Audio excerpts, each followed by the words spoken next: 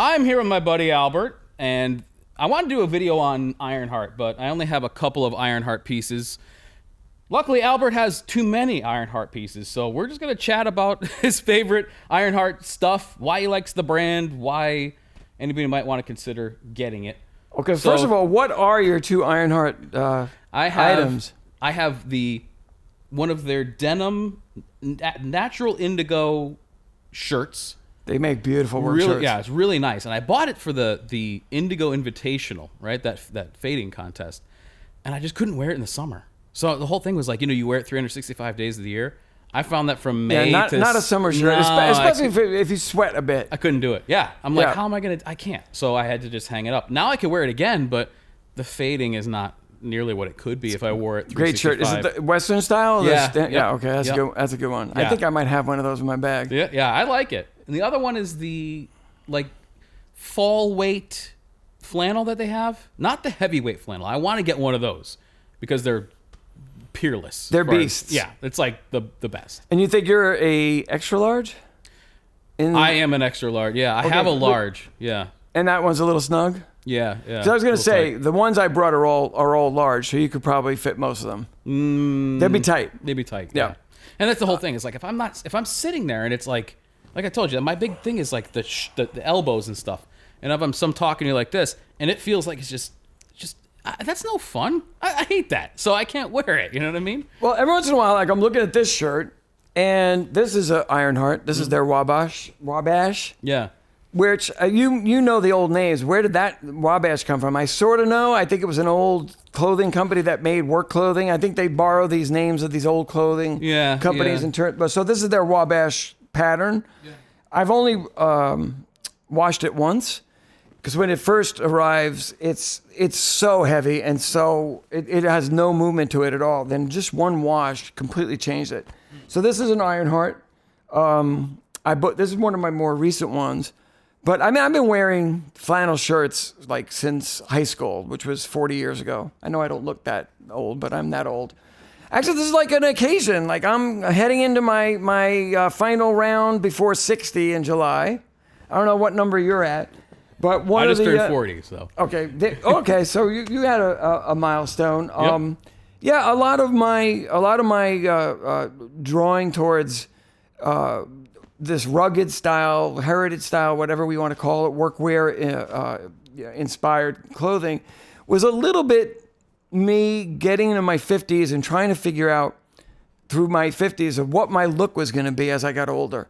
At a certain point, you go into a store and you just feel too old for what they're selling. And I reached that point and I was kind of like, what's my next phase of my dress? And I just didn't see myself going towards like a Brooks Brothers button-down shirt phase. That did not seem like me. And I was spending more and more time in the country on the weekends up in the Hudson Valley. And I would just kind of like realize that my wardrobe in the country, which was denim, boots, flannel shirts, that was a good look for me. It's a look that's something that I could wear into my older years. And it never dates. You don't look too old in wearing denim and a cool flannel shirt. So it fit that transitional aspect of my wardrobe. And now I think what happened is just like anybody else, you take an interest in a subject. And I suddenly was looking at all these brands that guys on Instagram were wearing, and it's tricky. You look online, you don't want to spend a lot of money on something you can't try on. So it turned out I had never been to Self Edge, the store in New York City. Yeah. And a friend of mine was a big Ironheart guy, he said, you should go to Self Edge if you want to get some selvage denim. And I was like, I don't even know where it is. And he was kind of shocked that somebody who's on Instagram, like showing denim, wouldn't know where Self Edge was. I went down there and the first pair they pulled off the rack, for no particular reason, I don't think. I'm not sure why they thought I would look good in Ironheart, but there were actually these jeans here. They're Ironheart collaboration with Self Edge. I think it's 633S is the style. They're nice, 21 ounces, so they're heavy. They have not too much taper, but a bit of taper, so they're not really blousy at the bottom. Really love the fit of the jeans. And I was like, okay, that kind of takes care of the jeans department for a bit.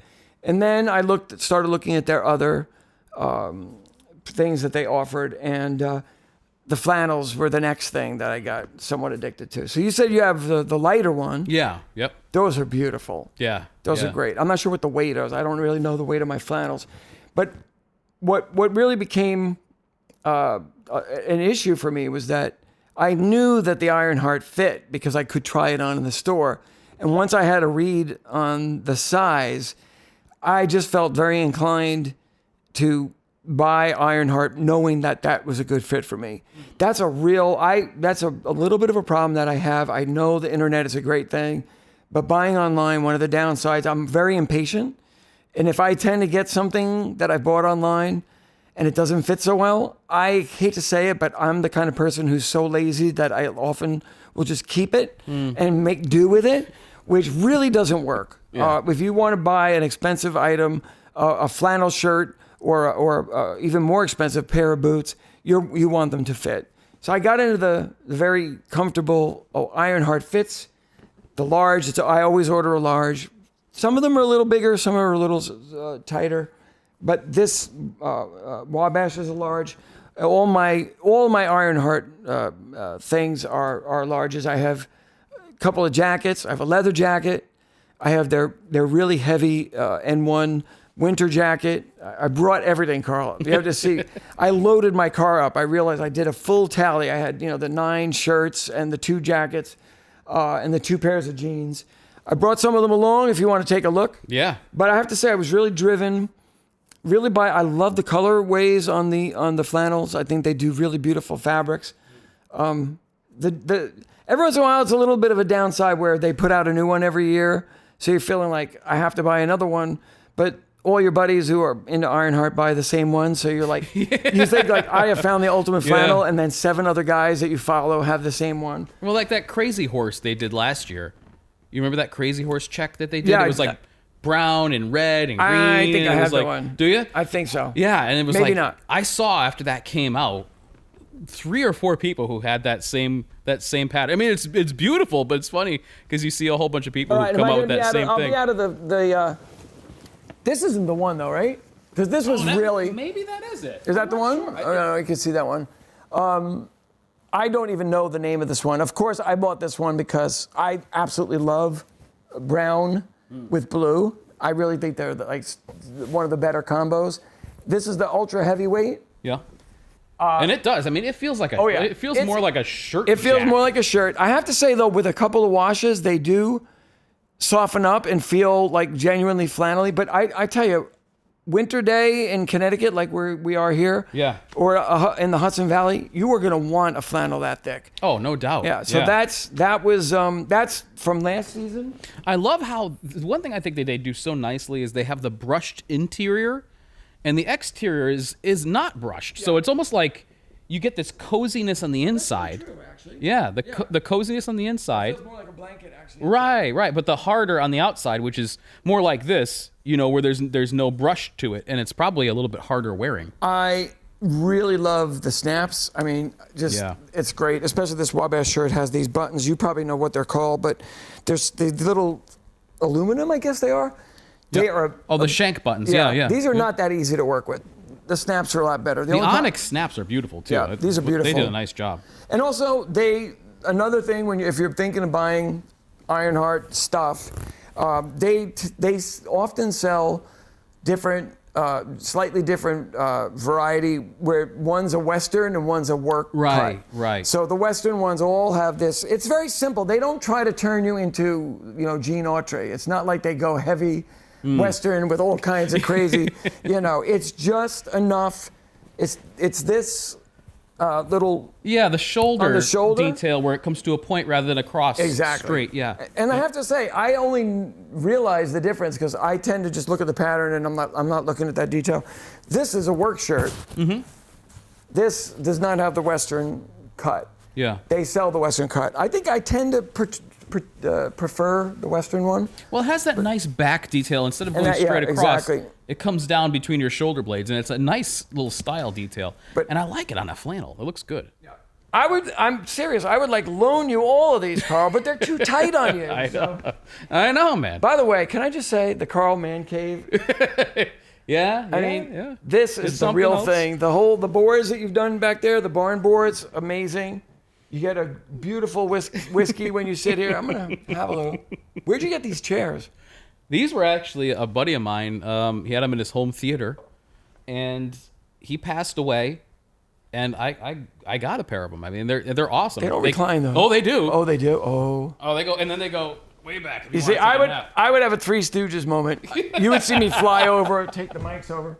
Yeah. Actually, come to think of it, I actually got the taste of Ironheart flannels from for somebody who's a little nervous about spending. They're expensive. Yeah. You know, they're $300 and change. Yeah. Sometimes a little bit more.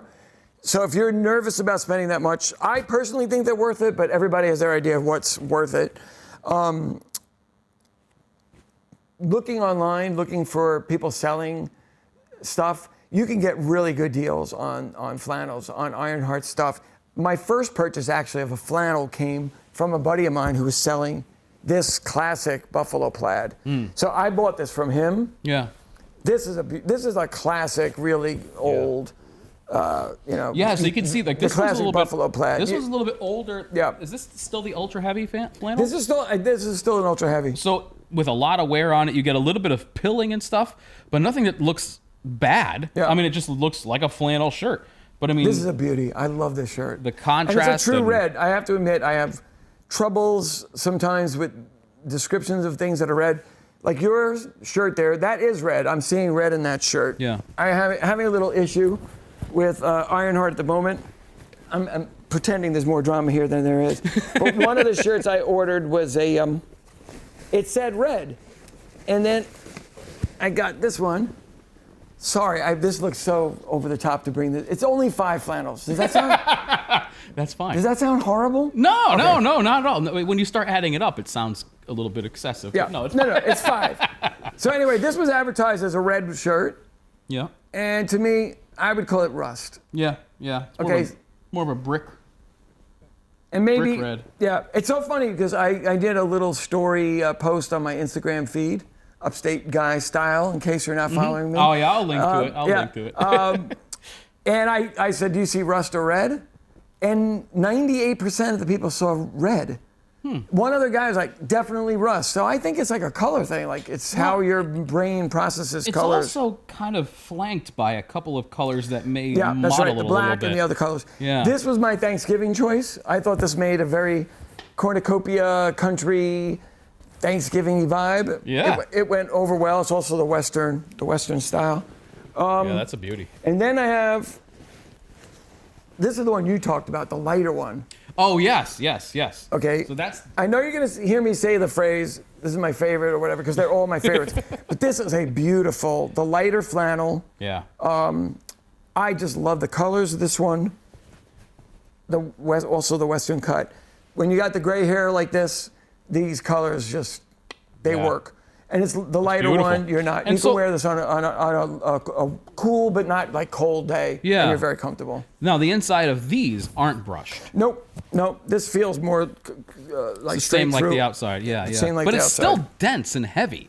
So it's we heavy say enough. mid-weight, but that would be heavyweight for most brands. I will say, just in terms of, you get used to certain things.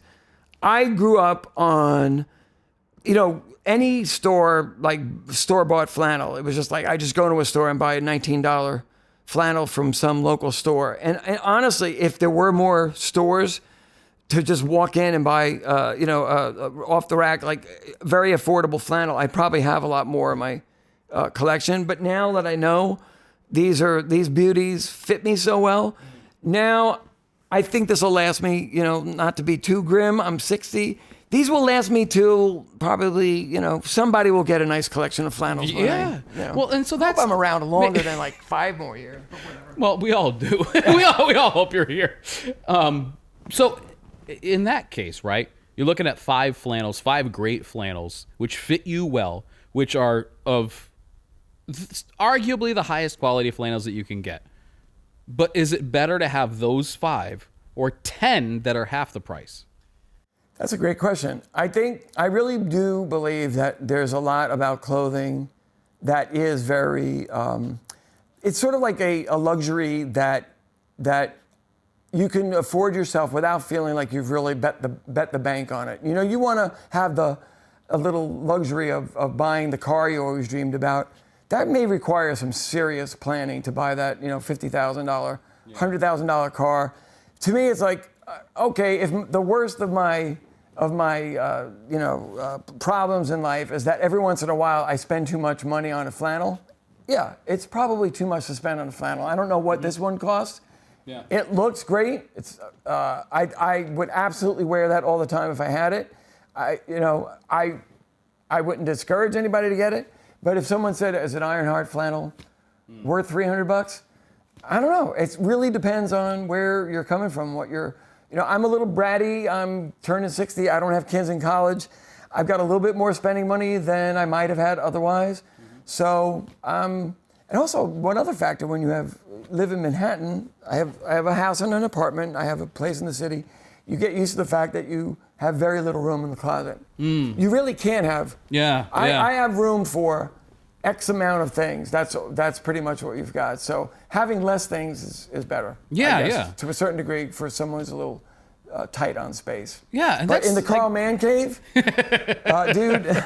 But even so you can manufacture and have 20 people selling flannel up here. This is like a serious space. It's stunning. But even so, if you had all the room in the world, there's something to be said for having fewer but great things. Well, there's the store in New York that just opened, Standard and Strange. Own fewer, better things. Yeah. That's a great mantra. I think that's really, really smart. Yeah. I do love, though, the idea that sometimes the things that you like aren't necessarily the best and the top quality and the most expensive.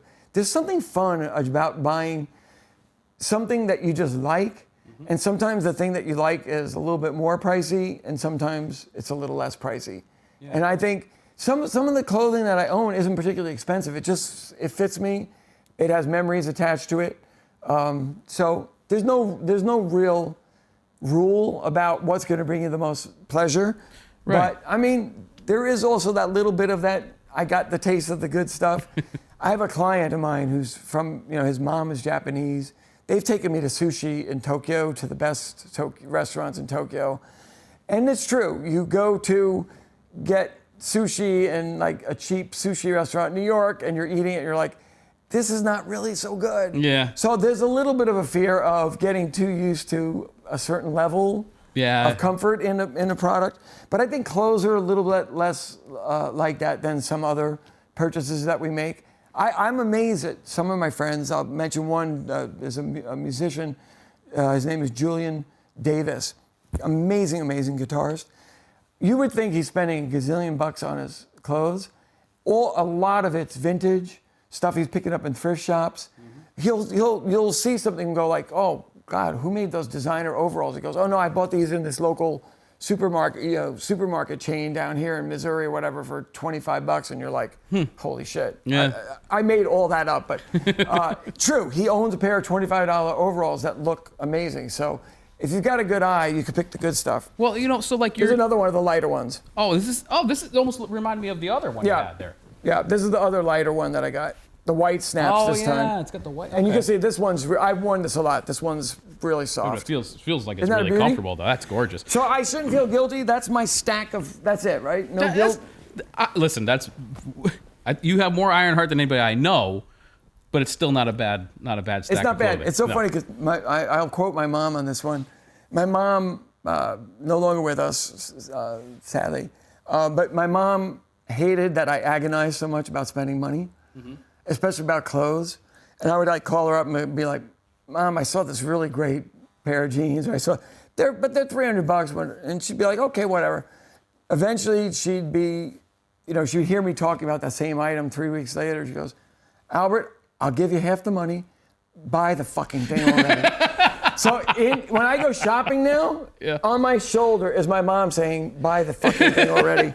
Well, okay, so, right. but I just don't want to forget about this point, right? Yes. So we're talking about how when you get a taste of the best of the best, it's almost like you've reached the pinnacle and now you can bring it back a little bit because there's certain things that you like. And the thing that you were mentioning before is your Mr. Lou's, your West Coast that you're wearing right now. Yep. There are more expensive. There's double and triple the price. Exactly. Engineers out there, and you own a couple that are more expensive than these, but these are the ones that you wear more often. I own, I think 4 or 5 pairs. I don't have the super deluxe engineers yet. I've seen them in Standard and Strange. Some of the guys there have them, the clinch engineers, which some people say just there's no comparison. They're so much better than any other.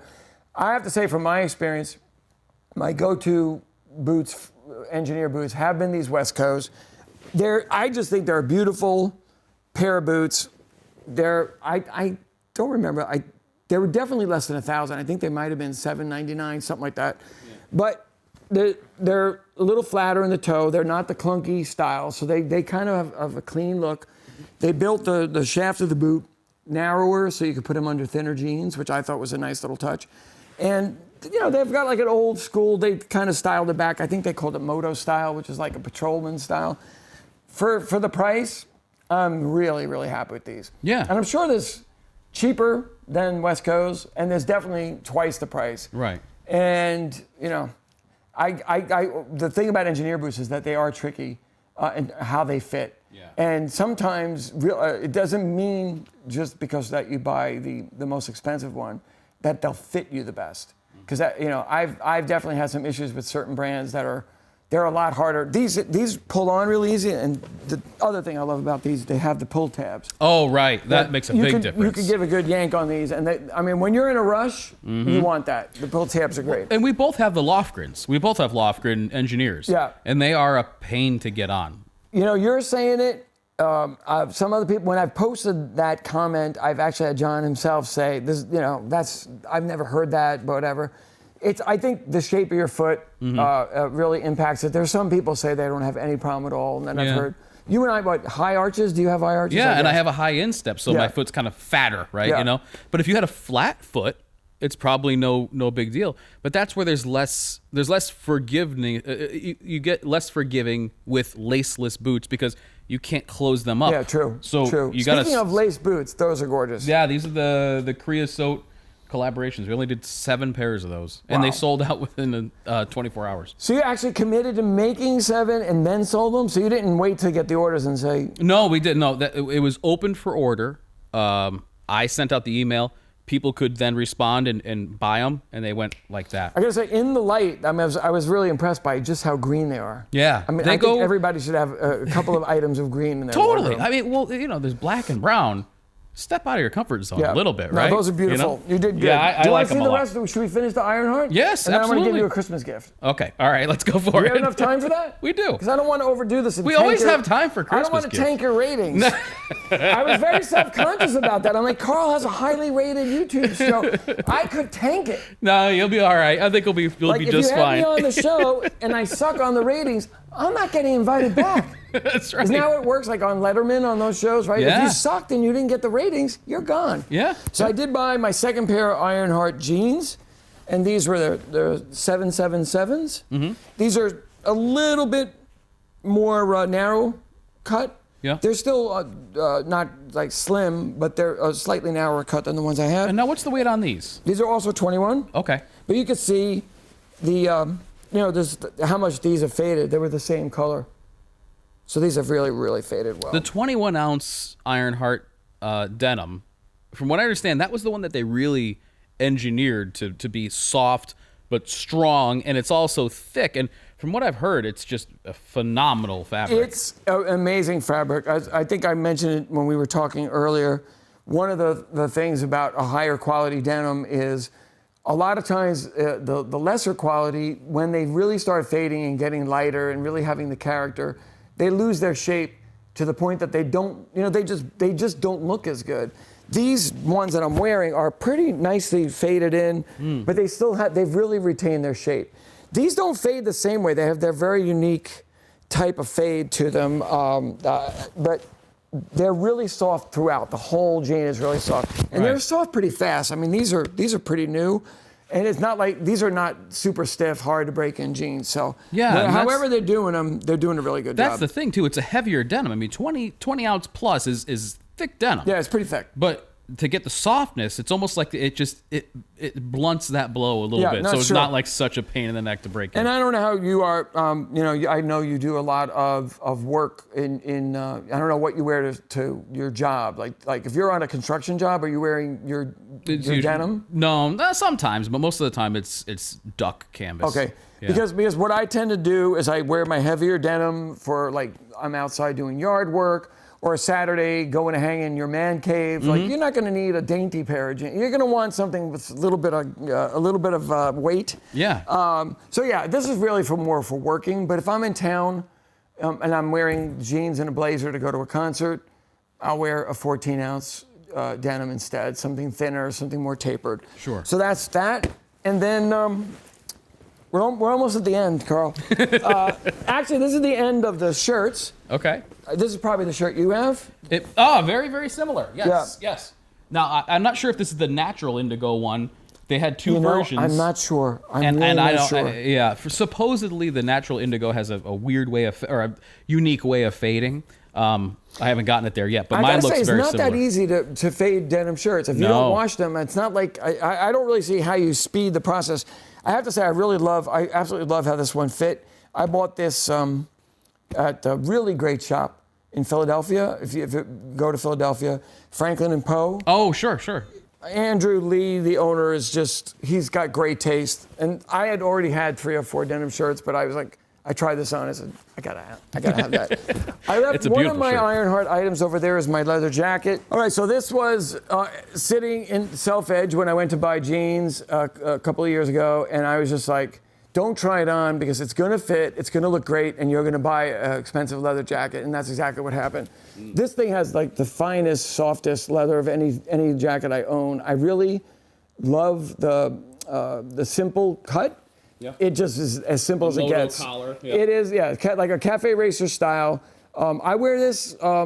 It's not a heavy jacket. This is a pretty thin leather for. It's not like a big heavy leather. No, right. So I wear this when I get dressed up a little bit. It's good. It's a good weekend jacket too. The inside is just so beautiful. Yeah. I think this was a collaboration actually with Self-Edge. So this is my cool dude jacket. It's a beauty though. Yeah, I love this one. Really is. This is a good one. And I feel like a total product whore today. Sorry, that was horrible. I probably shouldn't even say that word, right? That's gotta be. I think you'd be okay. I think we're probably. That's one of those words we should probably banish. It's a flag word. Yeah, it's a flag word. We're gonna remove that one. That was not good. And this is the ultimate. I actually bought this used from a friend of mine who was selling it, and I just love the deck N1 deck jacket style. So now, is this the alpaca lining? Yeah, that is the alpaca lining. Yeah. I asked him when I bought it, is this thing warm? They call it whipcord is the fabric. Yeah. And he's like, dude, I'm not kidding. It's the warmest jacket you'll ever have. And I was like, wow, that's quite a statement. How could that possibly be? Yeah. I will say, if you need a really good winter coat, this thing is very, very warm. The collar will fold up. The lining is beautiful, but when you put that collar up and then you close it, it's like having your neck totally covered.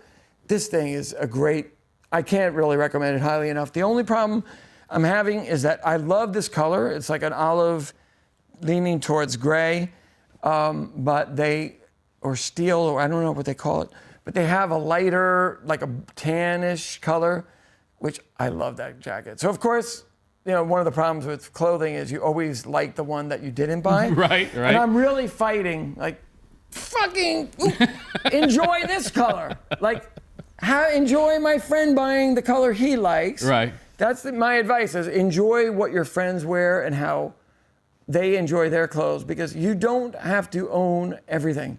Right. That's the hardest thing to get into your brain is you really have to choose. You don't want your clothing closet to be a store where the stuff's just hanging there. This stuff really gets good by wearing it. And if you buy too many things, I see it sometimes in Instagram feeds. Someone's got the most gorgeous collection of boots, but not one of them really looks worn in, and you just get the sense that you can't really wear them all of them in. So that's why I like these engineer boots. These are what I wear a lot of the days, and I can see them really breaking in. I mean, sometimes you want to buy something nice just because you like the variety, you like the extra color, you like whatever. Yeah. But there is something to be said about having more of a discreet wardrobe. My other point about all this is that as you get older, you sort of get to know what you like, and then your search for clothes sort of becomes like it's like a process that goes on where you're constantly looking for like the perfect flannel, the perfect pair of engineer boots, the perfect pair of jeans, and it's very elusive. It's very elusive to find that perfect thing, and that's why I think you just got to kind of exhale and take your time, because if you're not really sure and if you're not really psyched, wait. You'll probably, if it's not in 6 months, maybe next year, you'll find the thing that you're waiting for. So if I have any regrets about my wardrobe, is sometimes I'm very spontaneous. Like I'll just be like, but I like it. I just got to get it. I'll order it today, and it's just like, you get bit by the bug, and then you can't think of anything else. Can you fight it off when you get the urge? So I'm getting better with it because of feeling like I have so much stuff. But no, I know exactly what you're saying, because you see something, you're just like, I've got to have it. And you're afraid it's going to go away, and the new way that they sell things and market things in this in our culture is like one time only, limited run, and it's a great marketing tool, but it also creates this kind of anxiety in us, like, I'm afraid to not do it right now. So it's true. Unless you're really drawn to something, take your time, make sure it's what you really want. Well, what it does is it makes it so it's like, it's a good tool because companies can create really cool, interesting things and pre-sell them and only have a certain amount, and then they don't have to worry about stocking it, making it like a reoccurring model. But at the same time, there's that sense of scarcity. This thing's not going to be around forever, and I love it. And then what's going to happen if I can't have it? I just can't go on. You know what I mean? It's like, and then they do. I know there's a big thing in sneakers. That this is a big thing. And I'm glad I don't have the sneaker bug. Do you have the sneaker bug too? No, thank God. Because people have sneaker bugs just like as bad as we have boot and denim bugs. Yeah. Some of those sneaker collections are ridiculous. Yeah, I mean, I see people buy multiple pairs and they put a couple in the closet for the future. To each his own. But I'm glad I'm not obsessively buying everything. Yeah. Like, I don't have to collect antique books, thank God for that. I think actually I wouldn't even say I collect clothes. I have a good wardrobe, but I don't feel like, I just keep buying stuff just to collect clothes. Yeah. What do you collect? Bags? Do you collect bags? Some people are into bags. A lot of times it's a workplace hazard, right? Like, I have a lot of stuff because I'm doing videos on those things. So some of these things I buy because I want them. But oftentimes it's like I feel gluttonous because I have so many great lifetime pieces, which I don't have enough lifetime to wear through, and I wish I did. I wish I had time to be like, yep, wore those boots for 20 years, you know what I mean? But then I have 5 others which are supposed to be worn for 20 years. Dude, I did the stroll. You got a lot of good stuff, and this was not the entirety of your collection. You did real well. It's beautiful stuff. It's too much. It's too much for one person. I would probably be happier if I could say I'm gonna have 5 pairs of boots and that's it, or 5 something. 5 would be tough. I could do 5. Yeah, this would be in my 5 for sure. That's what I mean, though. Like, how many do you really need? And when it comes down to that real, yeah, I want 5. I'm gonna have those, and that's it. I've gotten better at giving stuff away. Yeah, a lot of times I don't even sell it. I'm just like a friend of mine. I'll be like, hey, if it fits you and you want it, you could take it. And I'm just like, I have more than I need, and if you like them, you're more than welcome to them. And it's kind of fun just to know that they're being put to use, because you just don't want stuff to be used. You get somebody who has that same look in their eye that you did when you first got it, and now you're not into it so much, and now you can pass that on, and they can have that same experience. It's like when somebody comes up here, it's almost like I want them to do a little bit of shopping so I can get rid of some of this stuff. You know what I mean? Like, here, you like that? Good, take it with you, please. No, it's not on my on my head anymore. I wish we were the same size, though, because the couple of items that would have been walking out with me. My last item is not for me; it's for you. Oh boy! And this is not. Don't get too excited. This is nothing. Oh, okay. I just thought for a guy. First of all, the bag was made by my buddy Eric, dressed up denim dude. Oh yeah, he made this lovely bag. Look at that. Yeah, it's got this little pocket he added for me. Yeah. Eric, there's your bag on national TV. That's very nice. So that you can pull your gift out of there. Oh, okay. You're going to see quickly what it is. I was like, if anybody's gonna get a Tonka truck.